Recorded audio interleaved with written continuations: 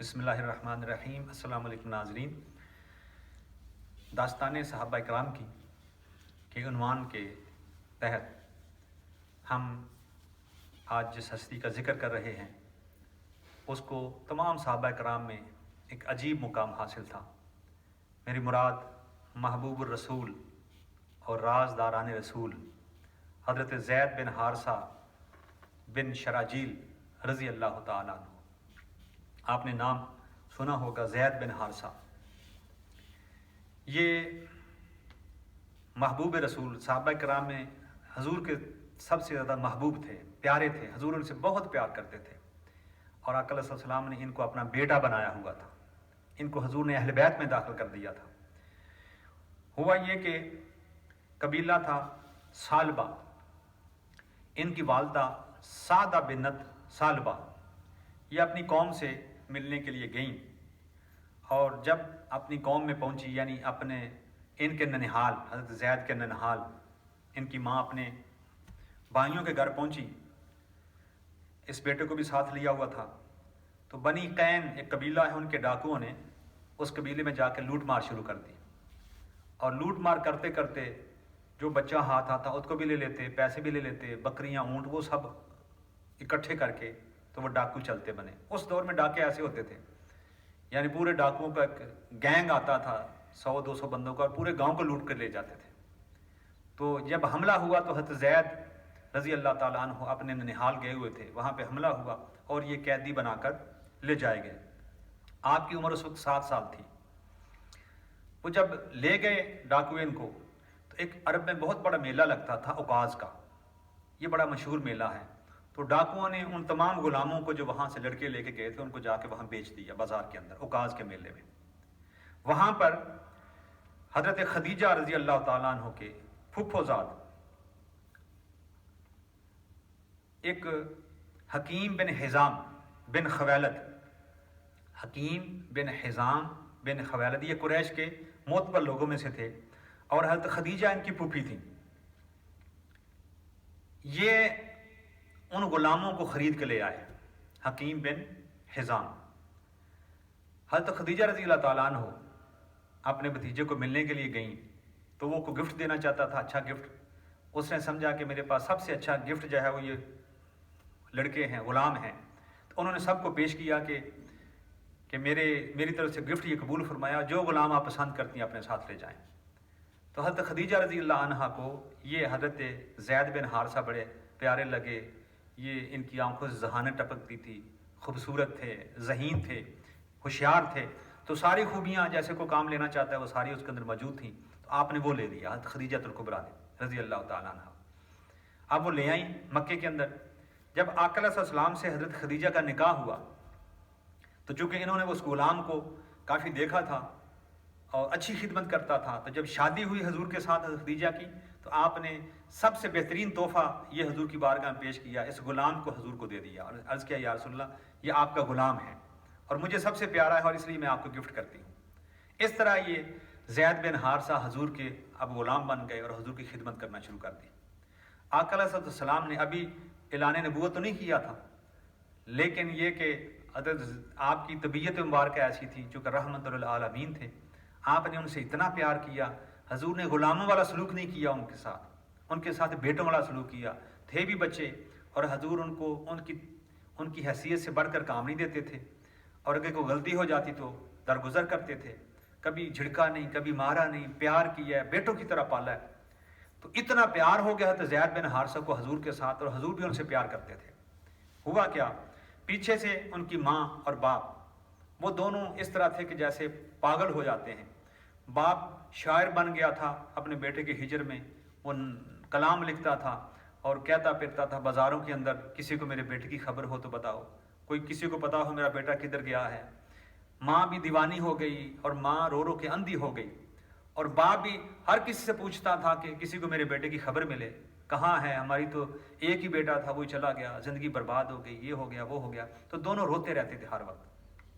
کچھ لوگ ان کے قبیلے کے حج کرنے کے لیے آئے، تو حج کرتے کرتے انہوں نے حضرت زید بن حارثہ کو دیکھ لیا، انہوں نے ملاقات کی ان سے، تم زید ہو؟ ہاں میں زید ہوں، بن حارثہ، ہاں میں وہی ہوں۔ چونکہ قبیلے کے تھے پہچان لیا اور پھر باتیں کرتے رہے ان کے ساتھ پورا حج کا دورانیہ. تو واپس جا کے باپ کو بتا دیا کہ تیرا بیٹا تو مکے میں ہے. اب باپ بڑا خوش ہوا, ماں بڑی خوش ہوئی, اور جو کچھ تھا بیچ بچا کے جو مال آیا وہ لے کے حضرت حارثہ, حضرت زید کے والد, اور ان کا چچا تھا, وہ دونوں مکے میں آ جاتے ہیں. اور آ کر, بلکہ اس وقت تک ہجرت ہو چکی تھی, مدینہ طیبہ کا واقعہ ہے کہ جب وہ آتے ہیں تو اس وقت حضور ہجرت کر کے مدینے جا چکے تھے. تو مدینہ طیبہ میں پہلے مکے آتے ہیں, پھر مدینے جاتے ہیں, اور جا کے کہتے ہیں کہ اے محمد, آپ سنا ہے کہ بڑے رحم دل ہیں, آپ مہربان ہیں, آپ ایک دوسرے کے ساتھ محبت کرتے ہیں, پیار کرتے ہیں, تو آپ سے ایک درخواست ہے اگر قبول کر لی جائے. فرمایا کیا ہے؟ بتایا کہ ہمارا بیٹا ہے زید, وہ غلام بن کر, ہمارے تو اغوا ہو گیا تھا, پھر غلام بنا, اور اب وہ آپ کی بارگاہ میں ہے, آپ کے پاس ہے, تو ہم پیسے لے کے آئے ہیں, جتنے پیسے آپ کو چاہیے ہم آپ کو دیتے ہیں, بس ہمارا بیٹا واپس کر دیں. اتنے ملتجیانہ انداز سے التجا کی اور اتنے رحم دلی کی بھیک مانگی. آقا صلی اللہ علیہ وسلم نے مسکرا کر فرمایا, تمہیں اسے ایک اچھا کام نہ بتاؤں؟ کیوں نہیں, ضرور بتائیں. فرمایا اس کو بلاتے ہیں زید کو, اگر تو وہ آپ کے ساتھ چلا گیا تو میں کوئی پیسے نہیں لوں گا, ویسے اس کو آزاد کر دوں گا, آپ لے جائیں اپنے بیٹے کو. لیکن اگر وہ نہ جانا چاہا تو پھر میں زبردستی تو نہیں بھیجوں گا اس کو. تو وہ کہتے ہیں یہ تو بڑی اچھی بات کی ہے آپ نے, اس سے اچھی بات کیا ہو سکتی ہے کہ آپ پیسے بھی نہ لیں اور ہمارے ساتھ کر دیں. حضور نے حضرت زید بن ثابت کو بلایا, انہوں نے دیکھا باپ ہے, چچا ہے, دونوں کے گلے ملے, رو کے دونوں ملے, اور پھر سامنے کھڑے ہو گئے. تو بیٹا یہ تجھے لینے آئے ہیں.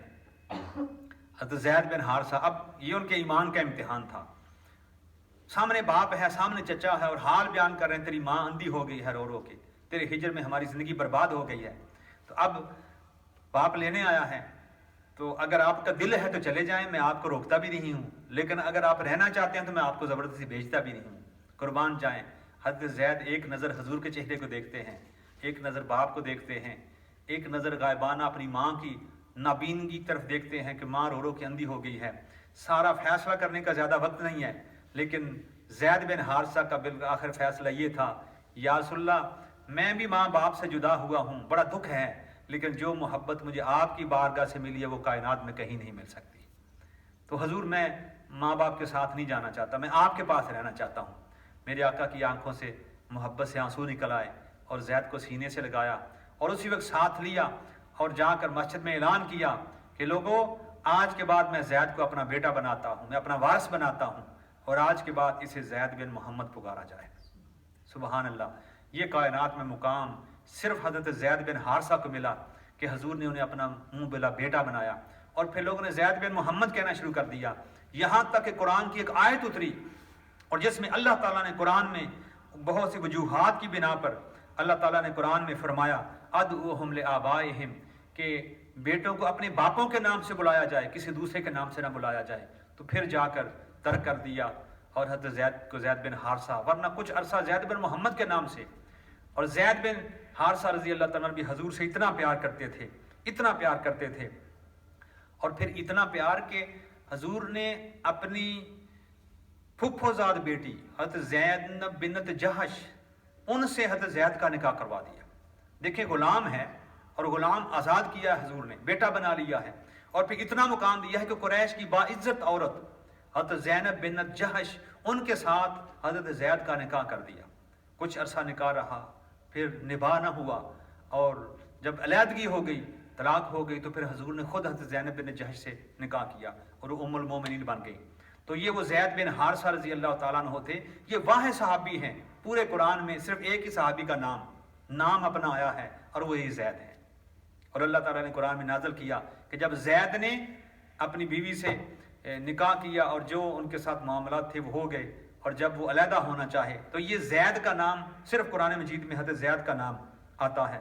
پھر ان سے علیحدگی ہو گئی, پھر حضور کی ایک کنیز تھی, ان کا نام ام ایمن تھا, حضور نے حضرت زید کا ان سے نکاح کر دیا.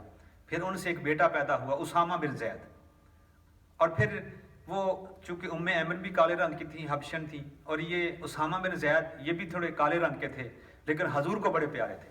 آقا علیہ السلام کی بارگاہ میں ایک بازو پہ امام حسن ہوتے, حسین ہوتے, اور دوسرے بازو پہ اسامہ بن زید ہوتے. تو زید کے ساتھ حضور کا پیار تھا، پھر زید کے بیٹے کے ساتھ بھی حضور کا پیار ہوا، اور اسی طرح کھلایا جس طرح حسنین کریمین کو کھلاتے تھے۔ اسامہ کو کبھی حضور کندھوں پہ اٹھاتے، کبھی سینے پہ بٹھاتے، اسے انگلی سے پکڑ کر حضور چلتے رہتے تھے اسامہ بن زید کو۔ اور حضرت اسامہ بن زید کا مقام یہ تھا کہ آقا علیہ السلام کے وصال کے قریب حضور نے روم کی مہم کے لیے حضرت اسامہ بن زید کو، یہ 18 سال کے نوجوان تھے جب آقا کا وصال ہوا، تو آپ کو پوری فوج کا سربراہ بنا دیا۔ جب حضور نے بنا دیا، ابھی اسامہ روانہ نہیں ہوئے تھے کہ آقا علیہ السلام کا انتقال ہو گیا۔ صحابہ کرام بیٹھے اور اس مہم کو دوبارہ روانہ کرنے کا جو حضور کرنا چاہتے تھے، جب مشورہ ہوا تو صحابہ نے کہا کہ بڑے بڑے صحابی ہیں، بڑے بڑے جرنیل ہیں، بڑے بڑے اعلیٰ قسم کے فوجی ہیں، ان کو سربراہ بنا دیں۔ اسامہ لڑکا ہے، نوجوان ہے، نا تجربہ کار ہے، اس کو پیچھے رہنے دیں۔ لیکن ابو بکر صدیق قربان جائے ایک اور عاشق بول پڑا، فرماتے ہیں خدا کی قسم جس کو میرے مصطفیٰ نے سربراہ بنایا تھا، سربراہ وہی رہے گا، اور کوئی نہیں بن سکتا، کیونکہ حضور سے بڑھ کر کائنات میں بصیرت کسی کی نہیں ہو سکتی۔ پھر حضرت اسامہ بن زید کو حضرت ابو بکر صدیق نے لشکر کا سپہ سالار بنایا، اور پھر وہ جنگ جیت کر واپس آئے۔ تو آخر میں یہ بتانا چاہتا ہوں کہ 8 ہجری کو جنگ موتا تھی۔ آقا علیہ السلام نے حارث بن عمیر کو خط دے کر دعوت اسلام کے لیے بصرہ کے والی کے پاس بھیجا۔ جب یہ غزوہ موتا کے مقام پر پہنچے تو امیر غسانہ شرجیل بن عمر نے ان کو قتل کر دیا، حضور کے سفیر کو قتل کر دیا۔ آقا نے 3000 کا لشکر دے کر حضرت زید بن حارثہ کو سپہ سالار مقرر کیا، اور آپ نے موتا کے مقام پر بھیج دیا۔ یہ روم کی بارڈر تھی۔